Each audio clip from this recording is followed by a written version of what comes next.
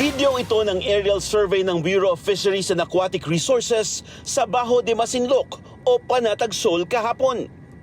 Kapansin-pansin ang helicopter na ito sa gilid ng BFAR aircraft. Isa pala itong C-19 o attack helicopter ng China. Binuntutan at dinikitan nito ang eroplano ng BFAR hanggang sa delikadong distansya. Ayon sa AFP, delikado ang ginawa ng helicopter ng China sa eroplano ng BFAR.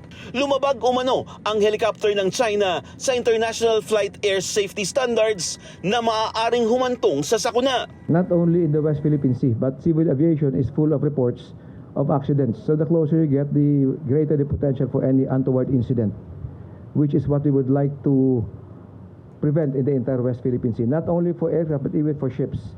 Hence the need for all the actions to be within the rules of engagement and international law.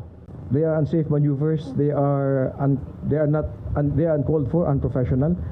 We leave it up to the BFAR to issue the appropriate official statement on that.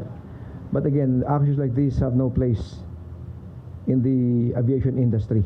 Nauna nang napaulat ang insidente ng pagpapakawala ng flare ng Chinese jet sa nagpapatrolyang eroplano ng Philippine Air Force at sa hiwalay na insidente malapit naman sa eroplano ng BFAR. Sa monitoring ng AFP nitong September 17 hanggang 23, umabot na sa 251 ang mga barko ng China sa kabuuan ng West Philippine Sea. Kabilang dito ang 11 warship ng China na nasa Ayungin at Sabina Shoal, Iroquois Reef, Pag-asa Island at Bajo de Masinloc. Paliwanag ng AFP, normal na nababawasan na ang bilang ng mga barko ng China tuwing may bagyo at bumabalik ang mga ito kapag gumanda na muli ang panahon.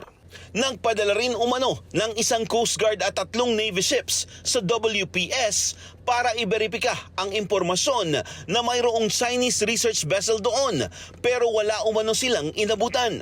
Sa kabila naman ng mga insidente ng panghaharas ng China, naninindigan ang sandatahang lakas ng Pilipinas na tuloy ang pagbabantay ng mga puwersang Pinoy sa West Philippine Sea. The mere fact that the AFP, the Navy, the Air Force, and the Army could continue performing our mandate. We continue sailing the seas and flying the skies. Nobody controls the South China Sea.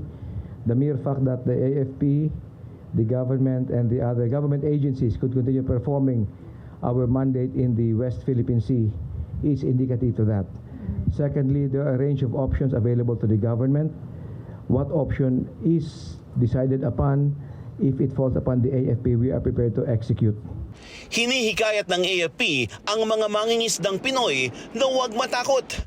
Maaari umano silang pumalaot sa Bajo de Masinloc kung saan mas marami silang makukuhang yamang dagat.